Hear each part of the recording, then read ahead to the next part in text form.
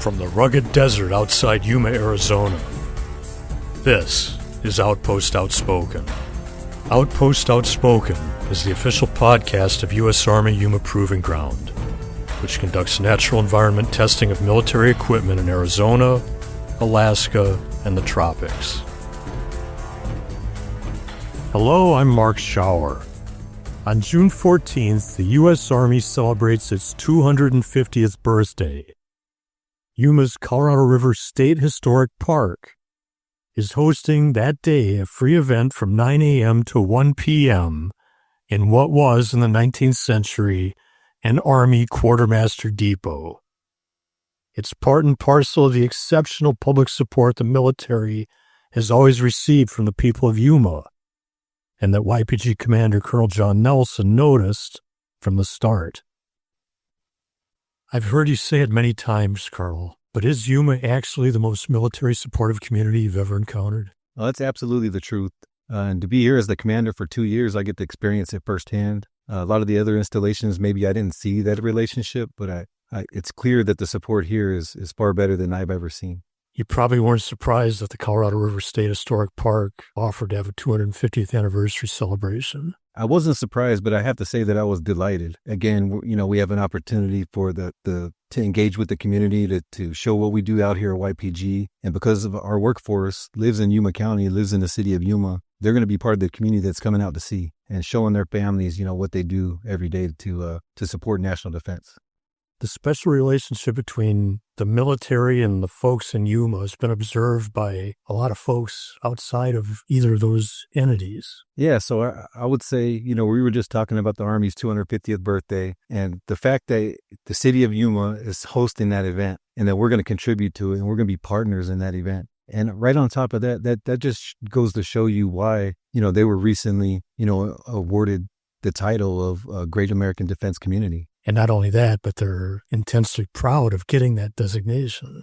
Oh, I couldn't be prouder of them, that's for sure. But I know that they're proud with the long history of support that they've had for this installation. YPG's been around for almost a third of the Army's history, but we know the Army's presence in Yuma goes back way further than that. It started in 1847. But YPG's significance to the Army history is a lot more than most people realize. No, exactly. I mean, starting with Patton being out here for, the California-Arizona Desert Maneuver Area to prepare his troops for combat in World War II. And that eventually liberated the world, so that started right here. And then the Yuma Test Branch, I guess in the 20th century, most of the weapons and platforms have been tested right here in Yuma Proving Ground. Do you expect YPG is going to be essential to national defense for a lot of years going forward?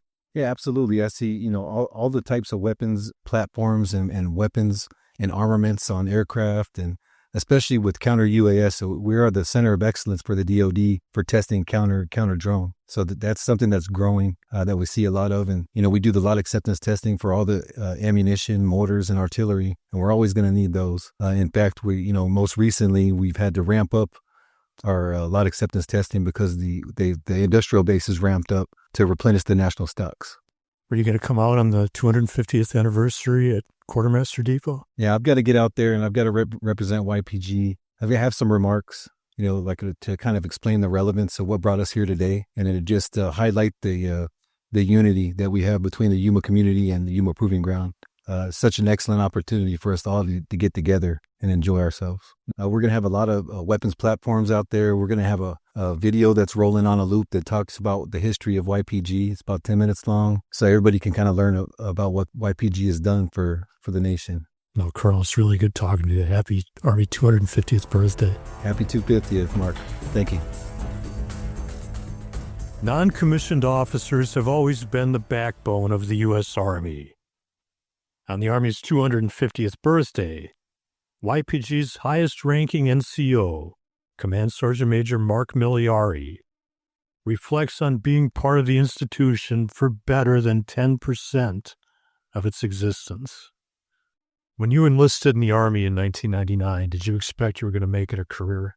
No, definitely not. I still remember that day when we moved from Detroit, because that's where I landed in America the first time. We moved to Detroit. The grandiose plan of my dad to like, hey, this is what we're gonna do with his sister when you guys come into America and all that stuff did not work out. So we had to move on a bus, Greyhound bus, if you can imagine that, from Detroit all the way to California.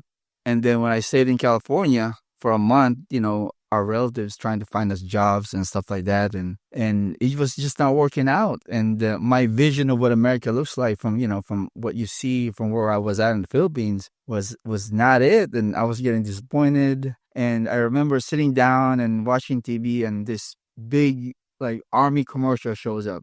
Be all you can be, 1-800, and so on and so forth. So I was like, I did ROTC in college. I might be able to, do this. And I feel like it will solve the two problems that I have.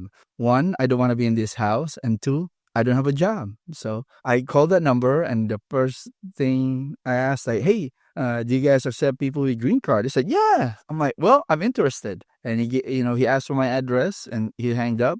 20 minutes later, the recruiter showed up, and I was like, he was explaining all this, that. I was like, sir, I'm in.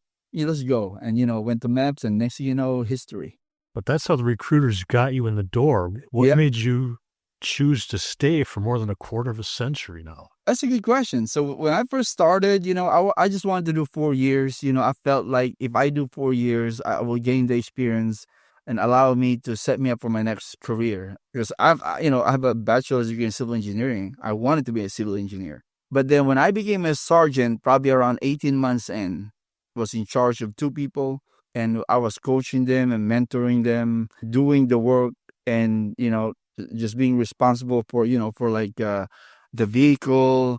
I realized that, man, this is a good feeling to just be in charge of some folks and helping them see through and get things done. Then helping them, because as a sergeant, that's your first time you're gonna be responsible for the health and welfare of soldiers. Sometimes you gotta teach them how to do laundry, how to clean their room, how to be nice to their family, all that stuff. I just felt home with that, and I feel like, you know what, I like being an NCO and or a sergeant, and I'm gonna do another 4 years, and then next thing you know, 26 years later this year, that's it.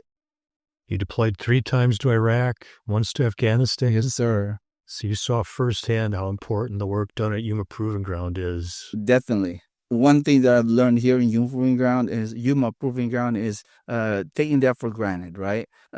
Before I came here, I just thought that, the magic happens and what we have, it's there. Yes, it was being tested to make sure it works, but seeing it firsthand gives you an appreciation of the people who toil and help think through those problems, because as you've known, every equipment, every innovation, every clothing that is introduced as part of the Army inventory goes to testing, and not all of them work well the first time.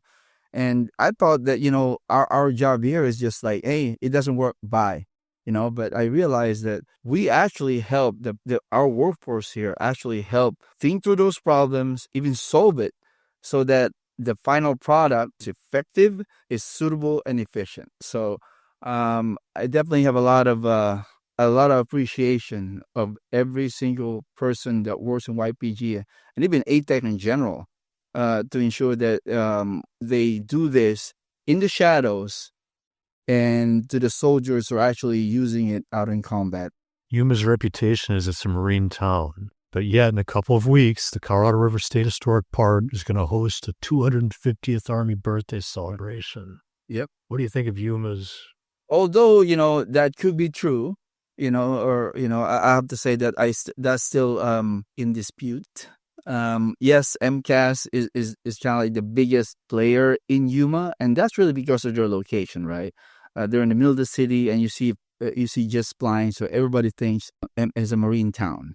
But I think the Army, as Mr. Philby once said, we were the senior service, celebrating the 250th anniversary out there in the Colorado State Park.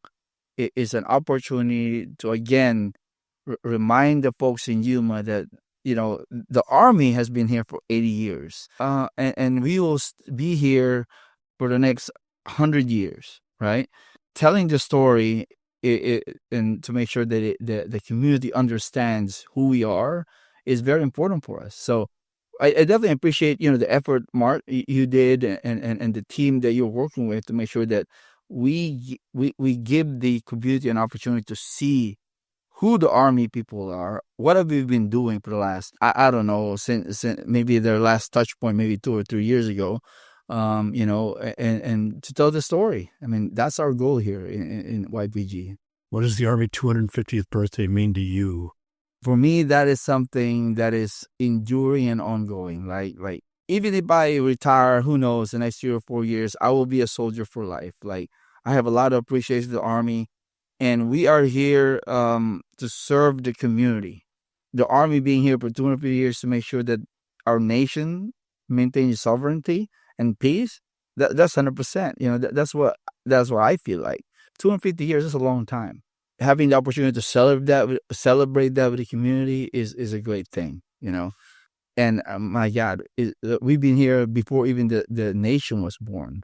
So that kind of, again, reinforces the commitment of what the Army is here for our nation, which is to win our nation's wars. That's our sole purpose, and we will continue to do that.